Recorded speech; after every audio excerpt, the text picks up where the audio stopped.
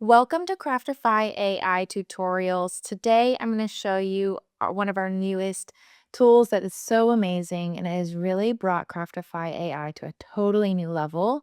So first you're going to start off by logging in and you're going to come to the left-hand dashboard and you're going to see contacts. Contacts is exactly like what you think it is. It's adding in all of your customers or potential customers, the database that you have based off of them.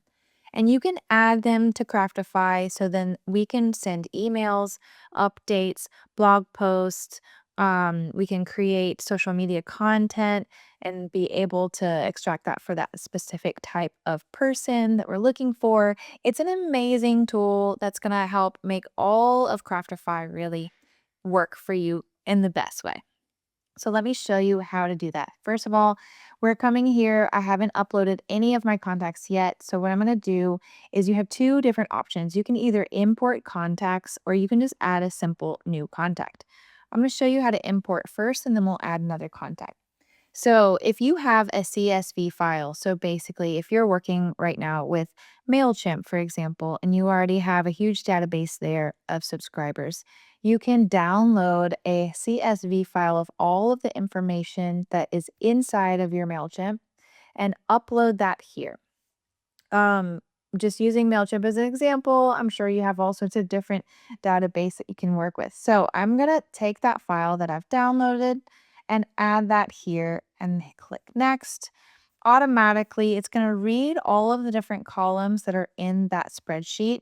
And with that information, it's going to then decide what kind of field to place that in within Craftify. Now, if any of these are incorrect, you could change them. And here you have all the different options of what you might need. All right, so we're going to click next. As it's imported, we've successfully got 5 contacts in there. Click done, and it's going to take you to your contacts. Now, here we can search for a certain contact. So we can look up who is named Emily. We can look at them based off of their identity type. So if we have them selected as a person or if they're as a business contact, we can see those. We can also search them by contact type, and I'm going to show you how to create those types later. You can also search them by tags, and we haven't added tags yet, so I'm going to show you how to do that now. All right, so we have our 5 contacts here. Let's just go into our action section and let's open to look at what that contact looks like. So, like I said before, it's all the information that was in that CSV file.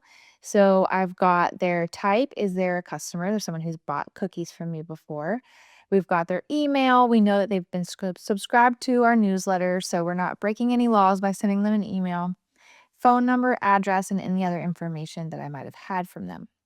Now, I can add a lot of more information here so I can really get a better feel on who Jane Smith is at Smith Consulting. So, since this is a business contact, I can give them a tag and I can say where I met them, or I can give a tag based on what level of service that they might need. So I'm going to say birthday cake. As a bakery, this is a great tag for me, so I know exactly who's ordering birthday cakes, and I can send them information every year about, "Hey, it's time to order your birthday cake again." Um, we could say, I could add another tag off of them based off of what they've ordered in the past, and I could say cookie cake, and then I could probably give them another tag and say that I met them at a conference. So I got that contact from there. Okay. So I'm adding these. All you're doing is you're typing, clicking the return key, and it's going to create that tag for you. I'm going to go ahead and save that with a check. And now these tags are associated with this contact. Now I can also add internal notes. So let's say that they ordered cake on March 1st. Um, and with that information, I can then remember when I need to go back and find out what I need to say to this person. I can look back and say, oh, when you ordered so and so, such and such on March 1st. So We can also add contact logs, so times that I might have spoken with them. But this is going to give me a date and time stamp based off of the stage that I'm working at with this client. So what we can do here is come down and look at these types. This is going to be in a different tutorial, which is coming up next about how to do a stage of the journey of your customer's journey. But we can talk about that later. Anyway, you can add these notes into these different time frames of that part of the journey that you've worked on. Now, coming back down here, we will also see the timeline of everything that happens within this specific contact. So I've already saved all of my information. This is great. We can go back over into our contacts to see what we've got here, and we'll see here that these tags have been added. Now, I can also just create a new contact. So if someone just walked in to my bakery, I could just start to add in their information, whatever information that I do have. Um, I could give them all of the same notes that I had from before. We can subscribe them immediately into our email. If you get a verbal yes, I'd like to be a part of your email, it's a great idea.